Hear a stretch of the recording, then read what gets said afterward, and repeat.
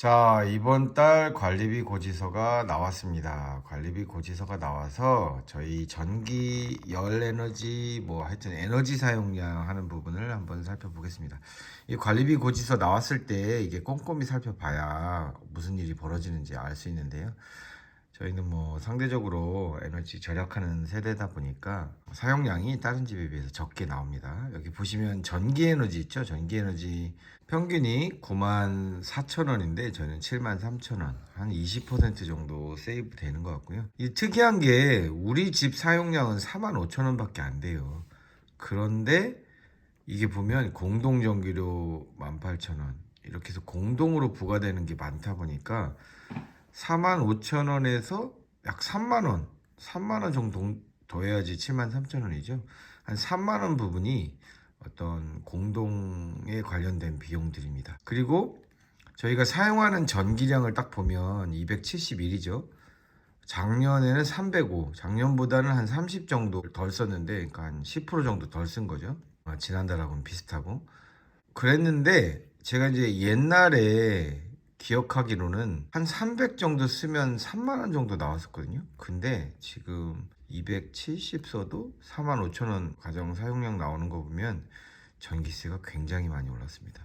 전기세가 한 3, 40% 올랐고요. 난방은 이제 여기도 남들 14만 원 쓰는데 우리는 7만 원 쓰니까 거의 50% 세이브 하고 있죠.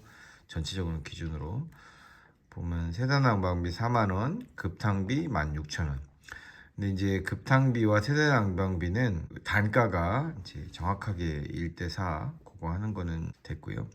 기본 급탕비는 77,000원이고 이건 원래 기본 난방비 되는 건데 열손실비가 5,800원이죠. 근데 지난번 이게 처음 아파트 아이에서 열손실비가 나왔을 때 열손실비가 거의 뭐 17,000원 정도 부과됐었어요. 그래서 제가 깜짝 놀라서 그 아파트 아이 앱에 민원을 넣었거든요.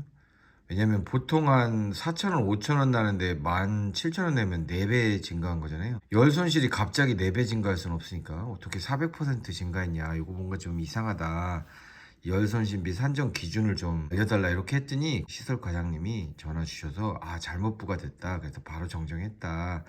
그래서 대략 다시 이제 5,800원 정도 나왔고 열 손실비는 일종의 약간 열이 손실되는 거를 모든 주민들이 나눠내는 부분이거든요. 그러니까 약간 기본 난방비 성격이 있어요. 열손실비랑 공동 난방비가 합쳐져서 이제 공동 부과되는데 이걸 나눠내니까 이게 약간 기본 난방비 성격이 있거든요. 근데 이게 너무 높으면 열 사용량에 비례해서 난방비 부과하는 비례 부과 원칙이 조금 무너집니다.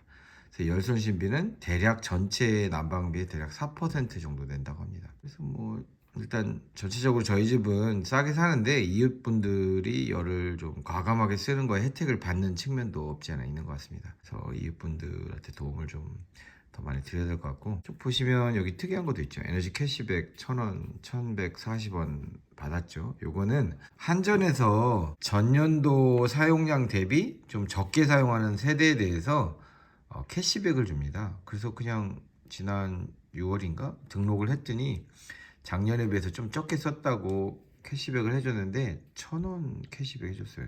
너무 작게 캐시백 해준 것 같은데 좀 많이 해줬으면 감사할 것 같은데 아무튼 1,000원 정도 에너지 비용에서는 조금 할인이 된 것 같고요. 아까 지난번에 한번 보여드렸는데 이건 유심히 보면 이제 다 알 수 있습니다. 여기 보시면 난방 단가가 1,020원 그리고 급탕 단가가 4,080원이죠. 정확하게 4를 곱하면 되죠. 그래서 1대4를 정확하게 하고 있고요. 열 손실비, 연솔실비는 공동요금비 열 손실비라고 여기 있습니다. 대략 겨울에 4% 정도 부과한다고 하십니다.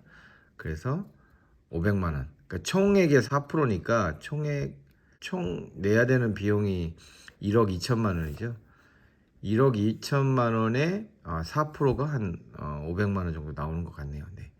그렇게 부과하고 나머지를 이제 쭉 뿌린 거죠. 그래서 이런 부분은 확인해야 되고 특히 여기 열손실비 어떻게 부과되는지 여기 퍼센티지 표시 안 돼 있어요. 총 요금 대비 4%라고 이제 전화해서 물어봤는데 지난달에 우리 과장님이 뭐 약간 이렇게 하시면서 크게 부과해서 조금 크게 됐던 거를 조금 전화해서 바로 잡았던 것 같습니다.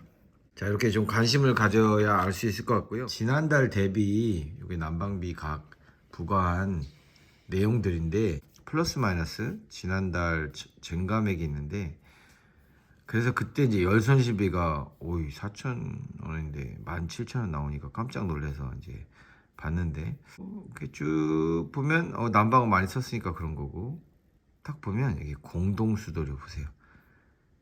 2,100원인데 3,300원, 1,200원, 1,200원이나 증가했어요. 뭐 액수는 크지 않은데 잘 보시면 이게 거의 50% 증가한 거잖아요. 2,100원에 반 이상이 더 부과됐으니까, 공동수도료? 공동으로 사용하는 물의 양인데 물의 양이 갑자기 50% 이상 썼다? 뭔가 좀 특이한 것 같습니다. 다른 비용은 괜찮은데 어떻게 갑자기 공동수도료? 뭐 경로당에서 수도를 썼는데 2배를 썼나? 뭐 이런 느낌이 좀 듭니다. 그래서 이게 좀 특이한 것 같고요. 다른 거는 그냥 사람들이 일반적으로 사용하는 그런 것 같은데, 공동수도료가 눈에 딱 들어오네요. 자, 요거는 이제 공동수도료는 항의할 새가 없었으니까 그럼 공동수도료를 어떻게 부과했는지 좀 또 쫓아 들어가야 되죠. 자, 보시죠. 딱 보면 수도료, 여기 이제 세부 부과 내역에 보면 수도료가 있고요.